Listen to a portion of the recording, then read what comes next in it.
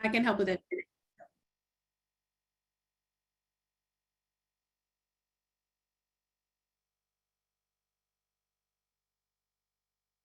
Hi, everyone. Thank you for joining us so far. It's not quite noon Central. We'll wait just another minute or so for others to join before we dive in.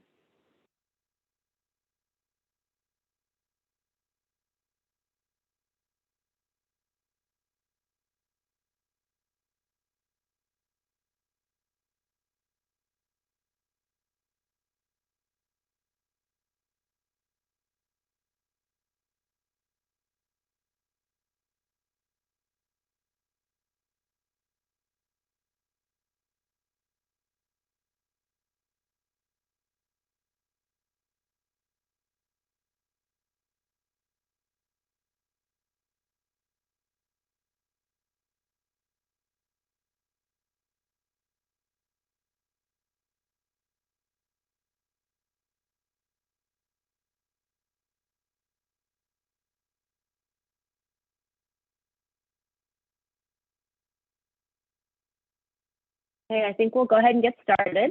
Welcome, everyone. Thank you for joining us for the Whole Kids Foundation Because Project 2022 Bee Grant webinar. We will cover a lot of things, but mostly it is a webinar to share with you all about our Bee Grant options and about how to apply. I am Stephanie Porto. I am program manager with Whole Kids Foundation, and I am joined by Tammy, the executive director of the Because Project, and her partner Emily, the educator, program educator at the Because Project. And they'll be sharing with you a bit about their grant programs. Just a couple of housekeeping items before we get started. Any questions that you have, enter them into the Q&A function of Zoom. Feel free to chat and to talk and to share in the chat function, but any questions that you have that you want a response to, please enter those into the Q&A. We will be monitoring and answering some as we go along, and then we will leave a little bit of time at the end of the webinar to address questions live. Just another quick piece about that, we will be holding a second webinar in a few weeks, and it will focus on Q&A. So we are going to use the questions you submit in this Q&A during this webinar to guide the information that we share in our open Q&A webinar in a few weeks. We will share links to any handouts and a PDF of the presentation in a follow-up email to everyone that registered, whether they've attended or not.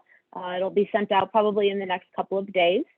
And the webinar will be recorded, so we'll share that as well. And then the recording is also going to be accessible on both our website and the Because Project website for anyone who wants to rewatch or see anything we said or share with people you know. So the agenda for today, we're going to do a quick overview of both of our organizations.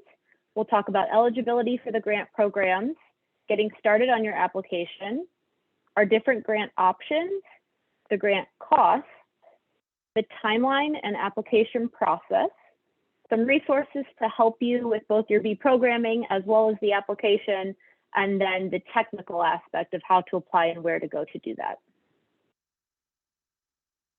So real quick, just a high-level overview of Whole Kids Foundation. The Because and Whole Kids Foundation partner on this Bee Grant program. It's one way that we support schools. The other way that we seek to improve childhood nutrition and wellness is through our other grant programs, through support we provide to both K through 12 schools as well as nonprofits that work with K through 12 age range. And those are our school food support programs, our salad bar grant program, our garden grant program, and then our Healthy Teachers program. Because the garden grant is such a good complement to the Bee Grant program, I will share a little bit more detail about this, and all of the other grant programs and information about them are available on our website at www.wholekidsfoundation.org.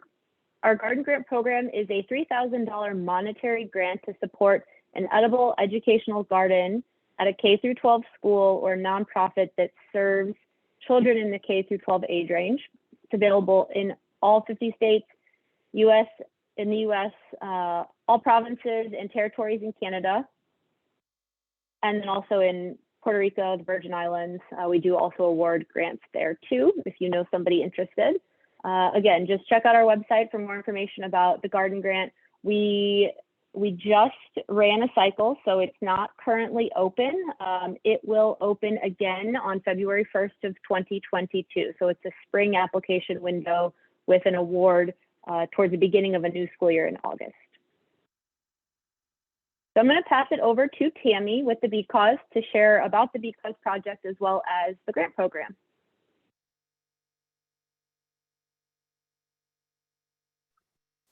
Thank you, Stephanie. I appreciate that. Welcome everyone to this webinar. We're so happy to have you. It feels like we have quite a few here who are who know a little bit about the BCause, and then some who are brand new. So just a high-level overview.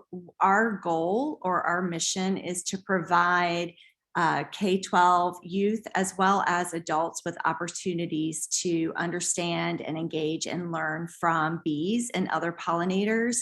And we do that in hopes that they'll be better connected in the natural world and be better environmental stewards. And then, of course, we wrap all of that up with a beautiful STEAM-based pollinator-friendly curriculum.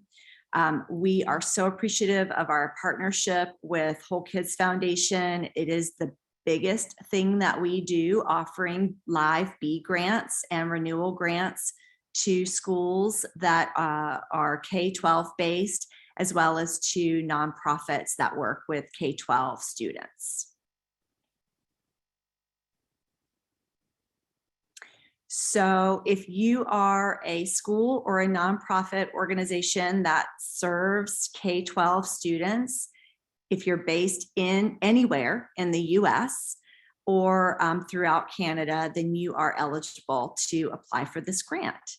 If you are a homeschool organization, or if you are an organization that might be in some sort of a non-traditional setting and you have questions, please feel free to ask.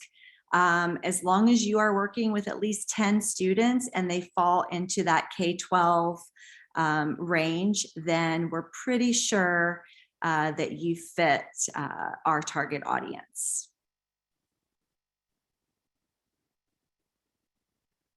We do have over 500 schools across US and Canada, so odds are that we could even put you in touch with an organization in your area to see how they're using our grant. So please let us know if you do have questions about eligibility or want to be put in touch with someone in your area to see if this is something that you are interested in. But if you have any specific questions, you can put them in the Q&A today, or you can email us at info@thebcause.org.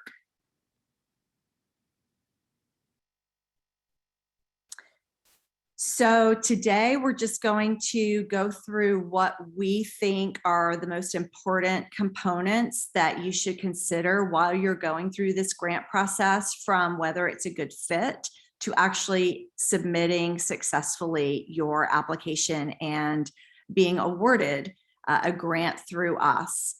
The first resource that we would point you in the direction of is on our programs page. We've actually created a QR code for you here. We have some required reading that I think will just give you a good background of whether this would be a good fit for you. If you feel like after you look at those couple of documents that this is something you're interested in, we encourage you to start talking about this program with folks on your campus.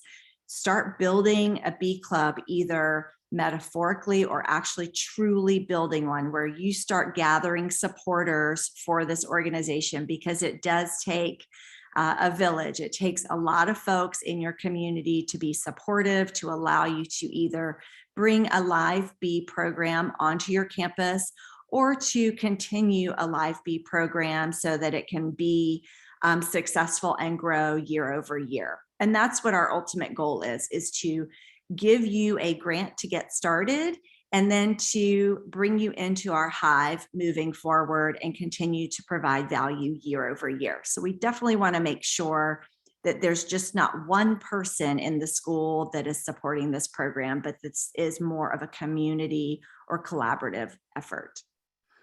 You will need beekeeping experience. So if you're not a beekeeper, I encourage you to connect with someone in your community. We can absolutely help you do that. For the most part, though, I will say that most areas across the states and Canada have local and state-based bee associations, beekeeping associations. So do a quick Google search. If you don't find someone, or if you're having trouble, please reach out to info@thebeecause, and odds are that we have a connection in your area, just because we have worked with dozens of schools in across the country. So hopefully we can help you there. And then, you'll want to go ahead and get started on the approval process. Again, it can be multi-step process to make sure that everyone is notified of your intentions and is able to not only provide approval, but also come up with ways to roll out this program to all committed parties. So this grant cycle is actually the first time that we are combining two specific and independent grant options. So we're going to give you an opportunity just to understand what both are. And it really depends on who you are as to which one you apply for. So if you are brand new to the Bee Cause and to our bee grant, then you will be applying for the traditional bee grant. This is only available to new grant applicants. Within that traditional bee grant, you will have several different options. You can choose to do our indoor observation hive. You can do a Langstroth outdoor hive, or you can choose the monetary stipend. And we'll go through each of those in a little bit more detail. So those are the traditional bee grant opportunities for only new grant applicants. The renewal bee grant is available to anyone who has applied and received a bee grant from us in the past. We are here, as we said, as part of our mission is not just to educate the next generation on the importance of bees and to give you kind of that starter bee grant, but we want you to be successful so that we can have long-term change with folks who have received our grants. So we are offering this to anyone who has already received a grant from us. It will be to either rebuild a program or to expand on a program you already have. So before we go too much further, could you please take a moment and answer just this quick poll? Whether you feel that you would be eligible to apply for the traditional bee grant, or if you are going to be applying for the renewal bee grant.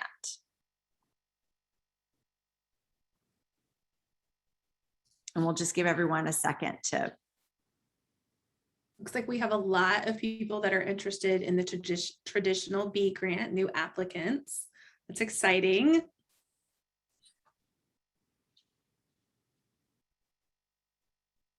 So yeah, it looks like about 93% of our friends who are visiting with us today are interested in traditional bee grants, and about 7% are interested in the renewal bee grant. Awesome. Okay, great. So most of you will be looking at this traditional bee grant. This is the very first option. It's called our indoor observation beehive. It holds 8 deep frames, which is one full box of bees. It is usually installed inside of a classroom or a lab in a school or a building of your choice. And it is typically a permanent installation inside where you are managing your bees inside of the school. Many of our schools will install that beehive in the spring, and then sometimes they will keep it year round, or they will take it out just in the summertime. The only kind of high level point I will note here is that even though it's inside and it has this observation component and educational component with the kids, it does still require a trained beekeeper. And it does still need to be managed where it's taken out of the school, and the bees will need to be managed and maintained throughout the year. The traditional bee grant with the Langstroth option, I love this picture, obviously requires a trained beekeeper. It needs a safe location outside for the beehive to be. And then you'll want to make sure that you create some sort of a fence or a barrier or proper signage so that folks don't accidentally happen to come across the beehives when they're not, wearing protection. The benefit of this beehive is that it can grow.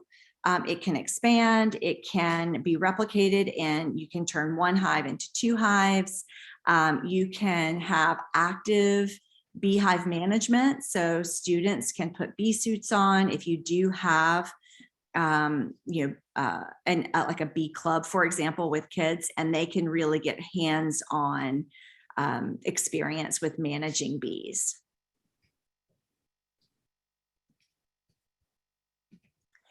And then we have a monetary stipend, which is $1,500. And this is for the school or organization that doesn't necessarily want us to create the starter kit for you and tell you how it's going to look and what it's going to be like, but they actually already have something in mind, whether they may be building the equipment locally or buying it locally, or having the beehive be one component of something much larger. I guess the highest or the most important note on the monetary stipend is because we are not giving you as much upfront support and guidance. We want our applicants to really have a well thought out plan for what this is going to look like from a budgeting and a rollout and a sustainability perspective.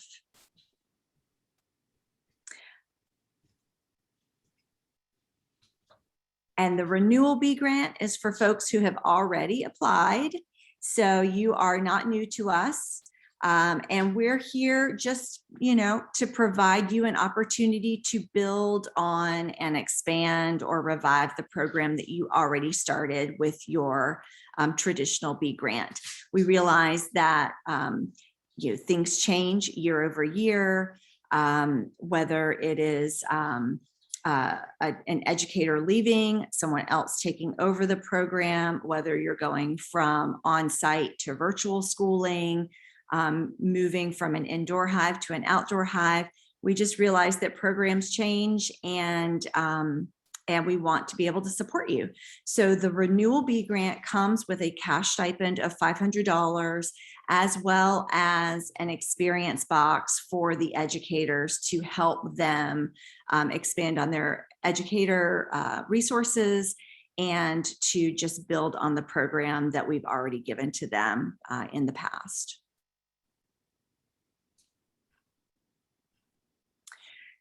So if you are new to bees, this might be a surprise to you. If anybody is connected to bees or has talked to anyone who's connected to bees, though, this is rule number 1, that bees cost money, not just to purchase bees, and you actually do purchase the bees, but there's always something to add, whether it's off-season feeding, where you're going to make a bee tea or some sort of an elixir for them when nectar is not flowing. If you don't have the in-house beekeeping expertise and your hive is looking a little bit off, or you need some help, you might need to outsource to a beekeeper to come in and give you some assistance. Buying the bees initially cost money. So, and then, once you get an active bee program, you might want to start that bee club and buy bee suits, or you might want to put new bee books in your library, or plant, year-round bloom for your bees, or buy a water source for your bees. So as you start learning about your bees, having them on campus, you're going to either want or need to spend money to keep the program going. So that is all said because we want you to know that no matter what the grant is that you choose from us, we do give you startup funds. So if you choose the traditional live bee grant with the indoor observation hive or the outdoor Langstroth hive, we will give you $300 to help you in your first year pay for your startup fees. If you choose the monetary option, that is a straight $1,500 check. And if you choose the renewal grant option, that is a $500 check. And all of the options come with an educator support box and educational materials. So after the first year, we hope and we ask that you have a plan for how to support your bee program. Now that we have a renewal bee grant, we would encourage you to apply for that next year. However, in the meanwhile, if you do feel like you need more money to support your program, or you want to expand it more than what we are providing funding for, there is a fundraising option that you can do through the Bee Cause, where we have a private labeled honey that is a beautiful jar of honey. We usually have a picture here. I'm not sure if it might be on the next page, but it has the mission, of our organization, so that you can do like an in-school fundraiser and let folks know about why you're raising money to support your bee program and the importance of protecting and supporting your bees on campus. They're $15 a jar. You keep $5, and then the Bee Cause keeps $10. Your $5, if you sell 100 jars, you get a $500 check from the Bee Cause. And then the additional money that goes back to us goes back into our mission development to allow us to fund new grants through the program. You can order it any time of the year. And I think the benefit here is that it is something that allows you to showcase your bee program while you're fundraising. So we love to support you all in any way, and you do not have to pay upfront for this. We give you the honey on consignment. So this is one of many ways to fundraise for your bees. We have lots of other ideas, and we'd be happy to share them with you. And of course, you can do any fundraising on your own as well. But we will ask you as part of the application what your ongoing fundraising plan is year over year, so that we make sure that you are thinking the program through from a sustainability perspective. So our application window is open now for all of the bee grant types. It launched September 1st and it closes October 15th. So you have, a good month from now to submit your application. We will notify everyone on December 8th, right before the school break. You'll know whether you were awarded the grant or not. And then everything is mailed out in February.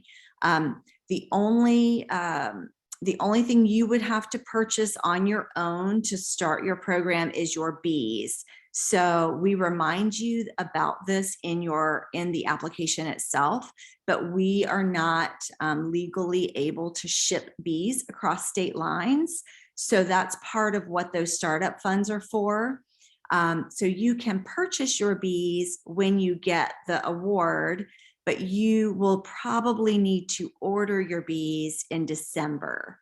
So that's another reason we want to notify everyone in early December of whether you have been awarded the grant, so that you can go ahead and work through your local bee club or your beekeeper to place an order for bees, unless you already have bees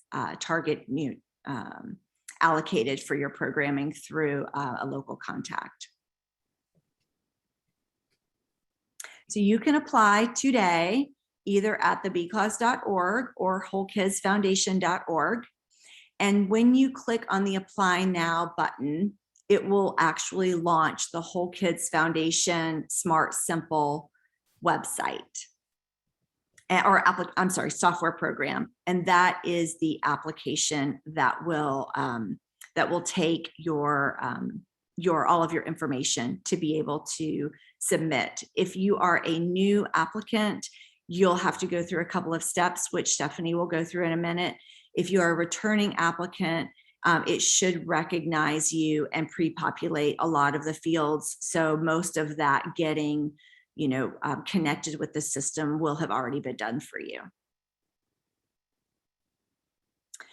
No matter which grant you're applying for and where you are in the process, even if you choose not to submit your application, we want you to incorporate as many of our support resources and educational materials to support any sort of pollinator programming in your school. So we have put all of our resources on our website, thebeecause.org/resources, at no cost. So please take a look at that website and download some of our virtual field trips. Take a look at some of the support docs, like getting your bees approved, or some of the other marketing materials that you might want to share internally to show the value of the program and how the impactful of the program greatly outweighs any sort of risk with being connected with a program that's putting live bees on campus.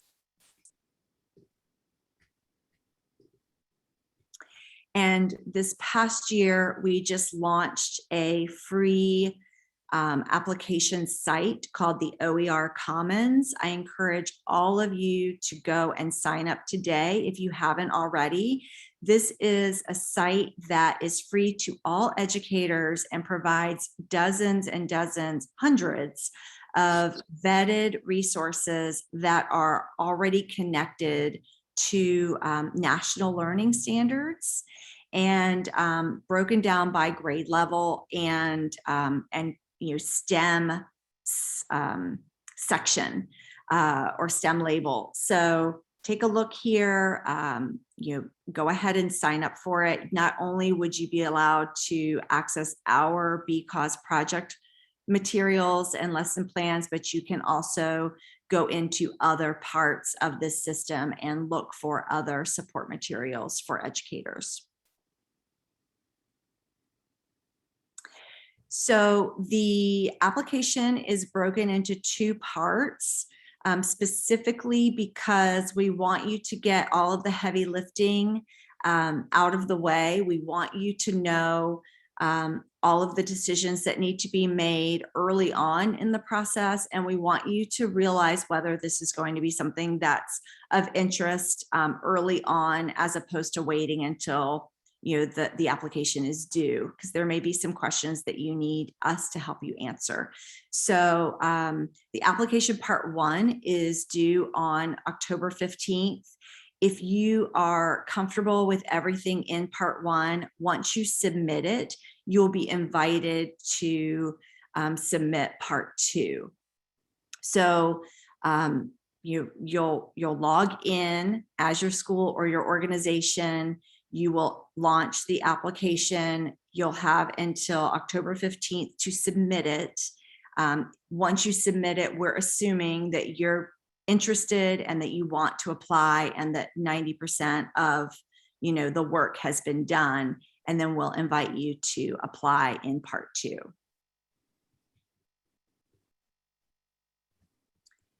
And part 2 is really for the Live Bee grant. So this is where you will upload your approval letter, you'll say we have approval to apply for this program. You will upload your letter of understanding, which is just basically saying you have support from the decision makers at your school to apply for this grant. You will upload or document where you're going to put your live beehive, because we just want to make sure that you have read the backstory on how to make a safe, informed decision on location. And then we'll ask you who are your folks who are part of your bee club. Have you picked your bee mentor? You'll need to put that person's information in, and then let us know who the bee advocate is, or the educator, the primary educator and coordinator of this project. The bee club, the bee mentor, the bee advocate, and then the Bee Cause team work really closely together, year over year, to make sure that we are supporting your efforts, so that you always feel like the program is growing in the direction that you want, and that you have the support from us to have a successful program in-house. So I think I sort of went through all of this already. You will have 2 weeks to submit part 2. And I think the only new piece of information here is that you'll need to submit a budget. And we provide the spreadsheet already in like a GIF file, so you don't have to submit a super intensive, elaborate budget. We really just want to make sure that the program has been well thought out, and that you not only have the budget to implement the program year 1, but that you have an idea of kind of how this is going to move forward in the future. Award notifications are sent out December 8th, which gives you plenty of time to order your bees if you're doing the Live Bee grant. And that we ask that you accept the online grant agreement and email it back to us. Actually, it goes back to Whole Kids Foundation, so that we can mark you as awarded and start putting your grant package together that will be shipped in February.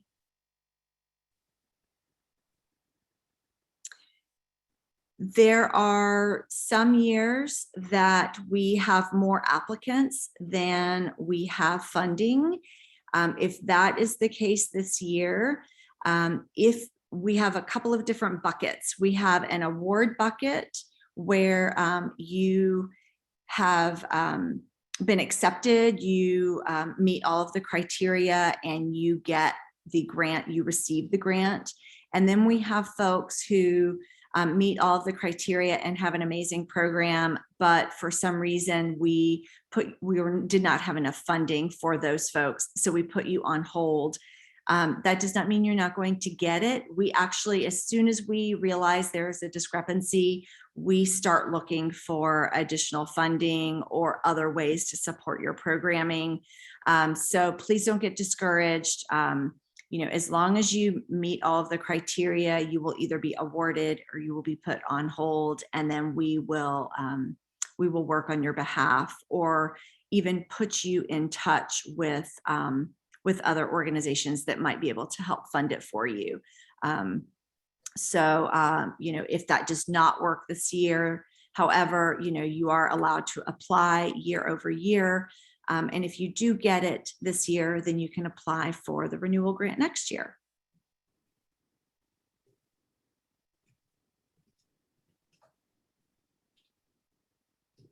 So I'm going to pass this over to Stephanie so that she can just cover a couple of the application highlights, and then we will get into the Q&A after that.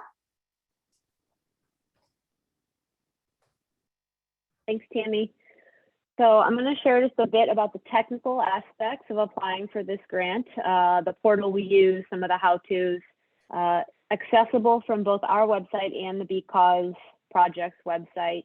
On ours, we have, I think both of us have websites that have big apply now buttons, so you can't miss it once you navigate to the grant pages.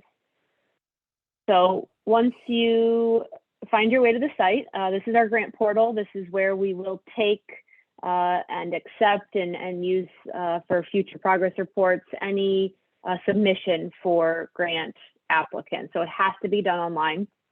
As Tammy mentioned, if you are a returning applicant, maybe you've received a B grant in the past and you're applying for the renewal grant, or maybe you've gotten a garden grant from us, you'll already be set up in the system. This may look familiar to you. You'll just go ahead and use your credentials, your email, and your password that you set up previously to access the site. If you need support or you've forgotten, you can always email us. I think Emily's going to share with you the best email address to reach us, but we'll share it here too. And then if you're new to the system, you will also navigate from this page. So again, any questions or support you need for returning applicants with your email or your password, you can email grants@wholekidsfoundation.org. If you are a new applicant, the process will be a little different. You'll go ahead and navigate to the same page, and you'll have to go through a registration process to get your school or organization set up in the system before applying. The first thing it'll ask you to do is just to fill out a real basic questionnaire, just telling us whether you're in the US, in Canada, and whether you're a school or a nonprofit organization, registered charity in Canada. So real simple, you'll submit this. And based on how you answer, whether you're in the US or in Canada or a school or a nonprofit or registered charity, the way we'll get you in the system is going to be a little bit different. So for US schools, you will be navigating the NCES database to find your NCES number for your school to create a profile. Every US public school and private school has an NCES number, so you're going to navigate to the database in order to do this. My best tip or advice I can give you is to be liberal in your search. You're going to be routed to a kind of a search function page where you're going to have to put in some information in an effort to find your NCES number. If you already know your NCES number, you can use just that and it will auto-populate information for you. If you don't know it, what I would suggest is limiting your search terms to maybe just your school name. Don't try and type in your full school name, city, and state, because what will happen is if the system isn't matching exactly how you've typed it, it'll return no results. So the best, like I said, the best advice I can give you is just use your school name and perhaps just a word or two from your school name. The example we use here is a school called Zilker Elementary. So if you have a school or organization, strike that, no organization, it's just school. So if you have a school name where you have a word in your school name that is less common, you might just try to type that one word in and search and see what comes up. You'll be provided with location information so you can identify which one is your school.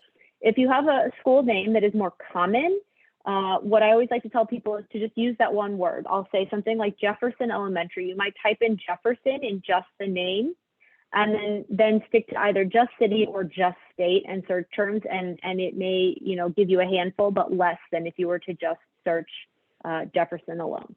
So once you found it, you'll select it and it'll auto-populate a lot of the information that's going to be asked of you to create your account. It'll auto-populate NCES number, location information, and the name of your school. I think you do have to check. You have to check the state yourself. It's just a weird discrepancy in the system. So always be sure that it's auto-populating and then you're selecting the state. And then there are additional fields that will not auto-populate that it will ask you to complete.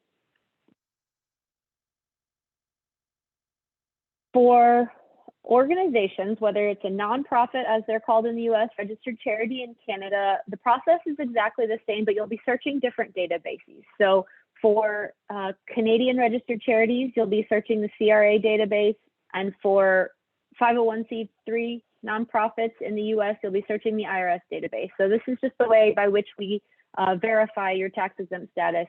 you will navigate to different databases in the same way that I described for the US schools, just by clicking this button. They will take you to different databases, and my suggestions are the same here. Be liberal with your search terms. Perhaps just a couple of words, a word or two from the name of your organization may be a great place to start. It may be enough to return your results. Alternately, if you put too much information and it doesn't match the system, it will appear as though you don't have any results. For Canadian schools, the process is the same. Something to note here is that the CRA number for a Canadian school will be specific to your district or your school board, not your school. So what we find a lot of times is that applicants within Canadian schools need some support in this process. Absolutely reach out to us. That's what we're here for. We have a designated inbox, and I have 2 great interns that will provide really hands-on support to you all, no matter who you are trying to apply. This, again, is a number specific to the Canadian school board or district versus the school itself. So you may have to go in search of that information. There may be somebody you can ask, or if you know the school board that you're a part of, which I'm sure most people do, you can search in that way. So once you've done these pieces to get set up in the system, your registration process will be complete. It will email you a login and a temporary password. And then once you've gotten into the portal, again, if you've done this before, you're a returning applicant, then this may be familiar to you. Then a reminder, and for those of you that are new, this is kind of what your homepage will look like. You'll be able to navigate to your personal information here. If you've applied for or plan to apply on behalf of multiple schools, you can do that and navigate between the two. What else is here? And then, yeah, so if you're perhaps done this before, but you're coming back to apply for another school, you would register that new school or organization in the same way I just described, but from within your portal. So you're already set up to a degree, but then you'll do the registration process from within. The grant applications will be visible right when you sign in on the left-hand side, both the renewal B grant and the traditional Honeybee grant application with the deadlines listed. Make sure you're clicking the Apply Now button specific to the grant type that you are interested in. You may receive some pop-up messages based on the type of grant that you apply for. If you have any issues or questions about that, feel free to reach out. We can get that sorted out or answer your questions. And then some of the things Tammy mentioned about the application itself, we do have an option, though not a requirement, for schools and organizations working with a fiscal sponsor to include that information in their application. So, you know, the example I'll use is a school applying, but the money has to be routed through the district. This would be where you might use a fiscal sponsor. So you would include that information here. Again, this is not a requirement on our end. This is specific to the school or organization applying and what you all need. You'll just provide some information about that here. Grantee information is in the same place. This just tells us a confirmation of the fiscal sponsor, and if no fiscal sponsor, a confirmation of the applying entity who we're issuing the check to if the grant is awarded. So Tammy previously mentioned the budget. It's a kind of a build your own table builder in the system. So there'll be some directions based on which grant type you're applying for. You will be budgeting and providing information for a different amount of money, but in here you will just detail, you know, the description of what you're using the funds for and the amount, just, you know, line item by line item. Tammy did mention previously, if you're applying for a monetary grant, your budget may be a little bit more detailed, and so you'll be able to include that information all here in the budget table builder. So before we move on to questions, contact information, this will be in the email that you receive after this as well, so no worries if you don't capture it now. But for questions related to bee programming, hives, bees themselves, connecting with a beekeeper or bee mentor, direct all that to the Bee Cause at info@thebeecause.org. They are our bee and hive experts is what we like to say. So anything in that realm of this would go to the bee cause. Anything related to the application or technical aspects of what I just shared, the system, getting registered, basic questions about the timelines and things like that, you can direct those to grants@wholekidsfoundation.org. We'll be more than happy to support you in getting set up in the system so that you can dive into your application. So now we've got plenty of time for questions. I know Emily's been answering some as we've been going. So I'm going to turn it over to her to share kind of what she's been hearing and use some time to answer all of your questions live. Absolutely. So safety has been one of the concerns about what to do for bee stings, just the general location of where hives would be. So that's kind of been an ongoing question here in the chat. I've been sending out the information that will come later also in your follow-up email from Stephanie. That is the grant overview. But Tammy, if you want to address some of those concerns. Sure. Yes, that's actually the biggest question, or the most frequently asked question that we get. And that's one of the main reasons we break the application into two parts. The application itself is not meant to be a hurdle in any way. It actually is extremely informative and educates you on how to walk through the process of getting bees approved to be installed at your school or your nonprofit organization. So the very first part talks about, do you have a safe place to put the bees? Do you have approval for the program? Do you have funding for the components of the program? Do you have support in the community? All of these sort of roll up to the bigger question of safety, approval, people being comfortable with the program. And so the grant overview document sort of breaks all of these down for you. At a high level, I will say it's a difficult program to roll out if it's one person trying to be Don Quixote and put this live bee program on the school site. You really do need to think through where is the beehive going to be located? The bees do go in and out of the hive, whether it's an indoor hive or an outdoor hive. The typical routine for bees is they come out of the hive itself, go 4 feet parallel to the ground, and then they fly up and out for up to 2 miles away.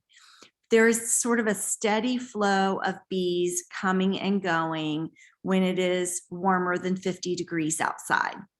So you would not want to put your beehive next to the school bus stop, next to the playground, next to the lunchroom entrance, next to an emergency exit.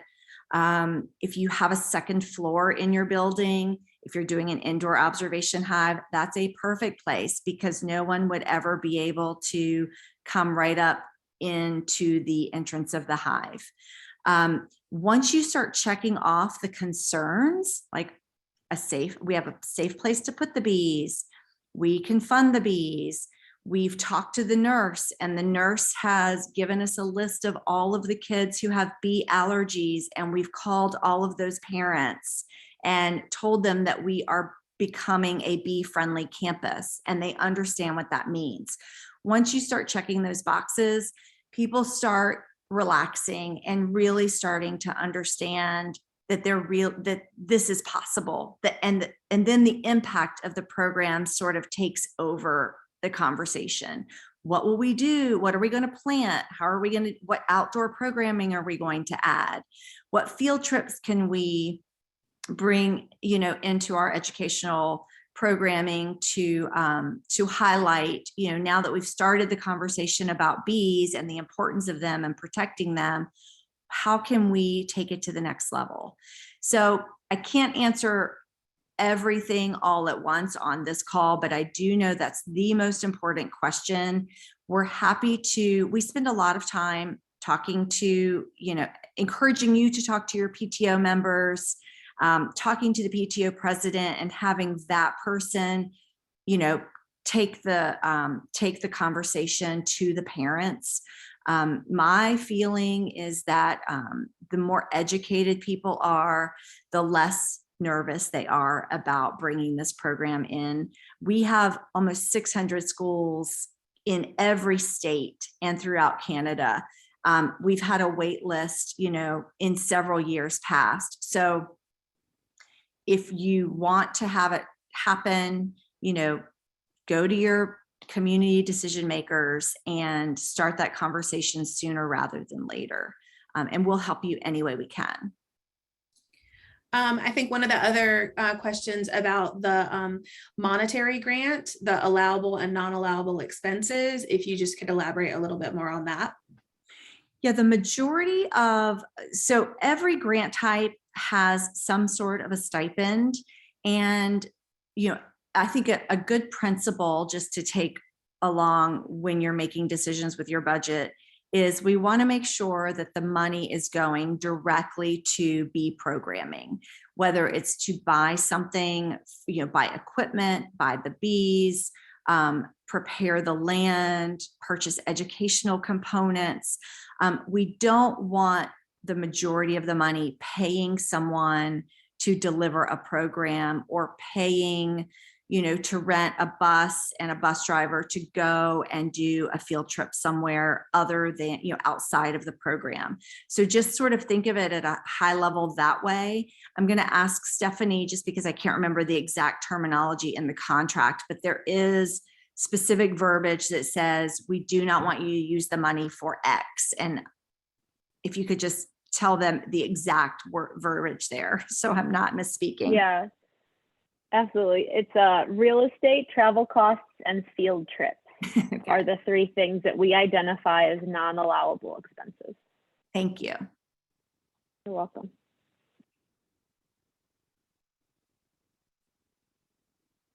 Sorry, I was muted. There was one particular school that said that they were a nonprofit organization, but do not work with children yet. The question is, can they work with a community school or some other aspect of their community in order for this to work? Yeah, I think that as part of the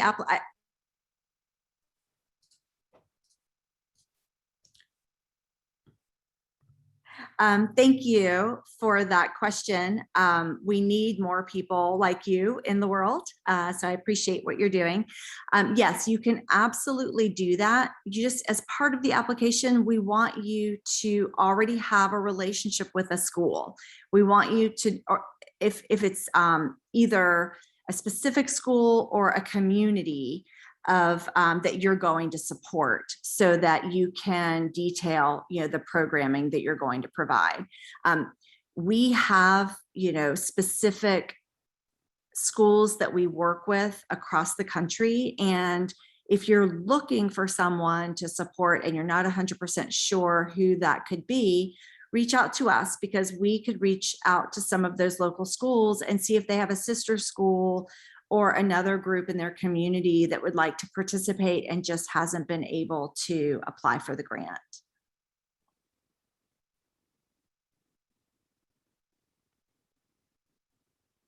Sorry about that. There was a question about if the hive has to be located on the school grounds. I think this question is related to a farm school that wants to, or a farm that is working with a school. Okay, yeah. So as long as you have a plan for the students to be able to benefit from having that live beehive be part of the program, I think you would be fine. We do have some schools that have a partnership with a piece of property that's, in town or close by.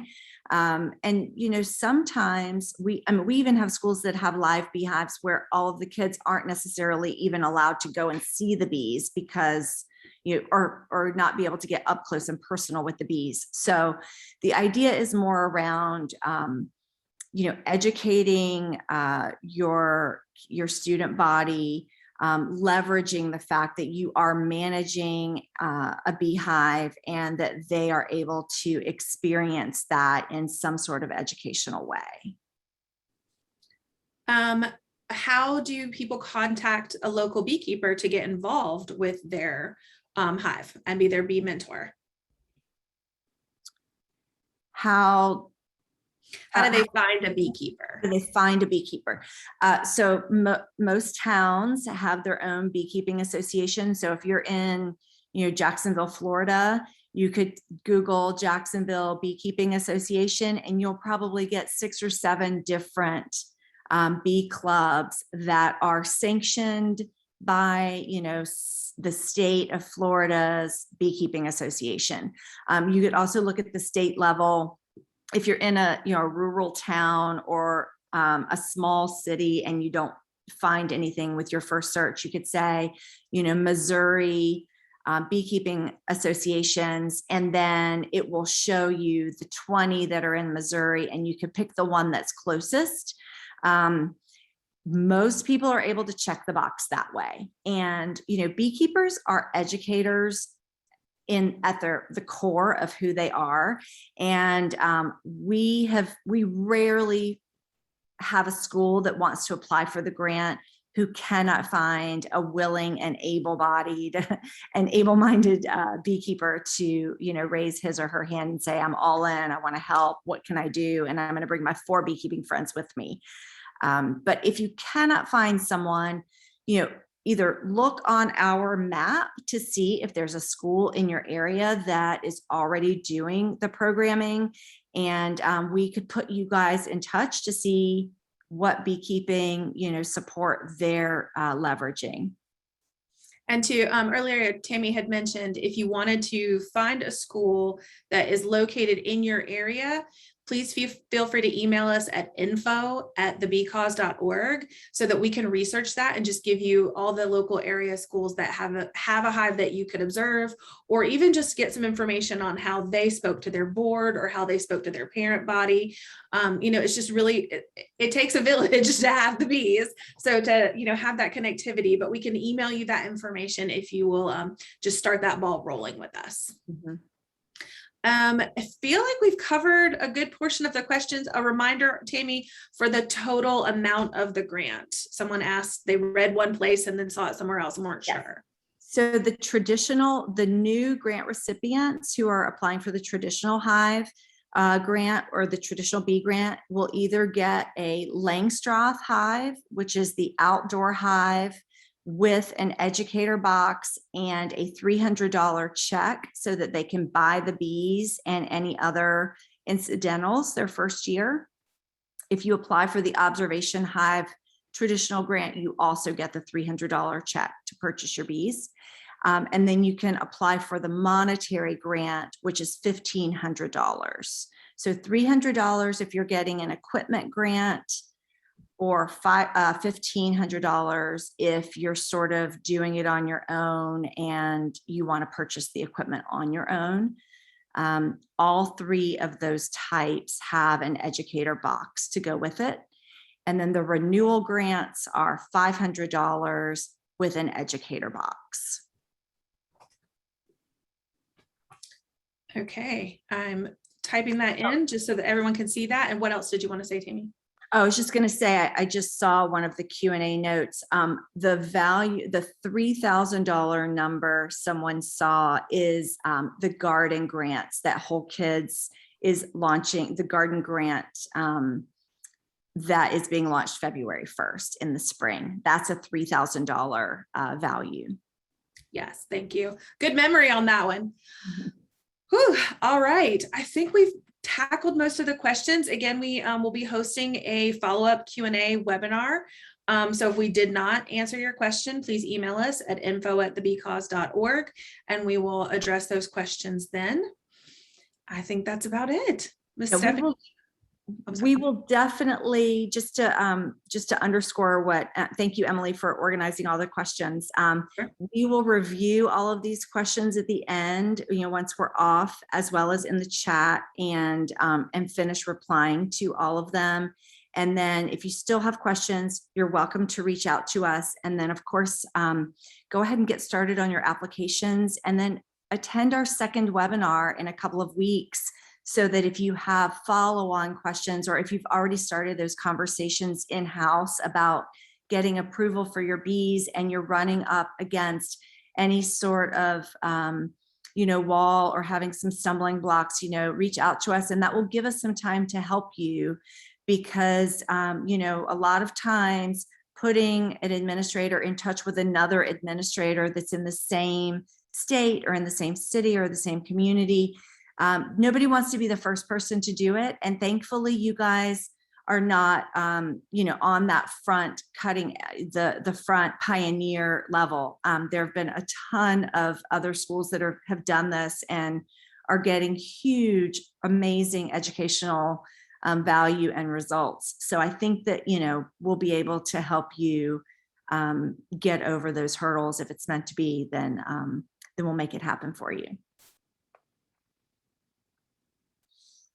All right. Stephanie has had a unexpected computer issue. So thank you, Tammy, for wrapping that up. Thank you for everyone who attended this afternoon. We look forward to more questions that you may have and spreading more bee love around. So thank you for joining us.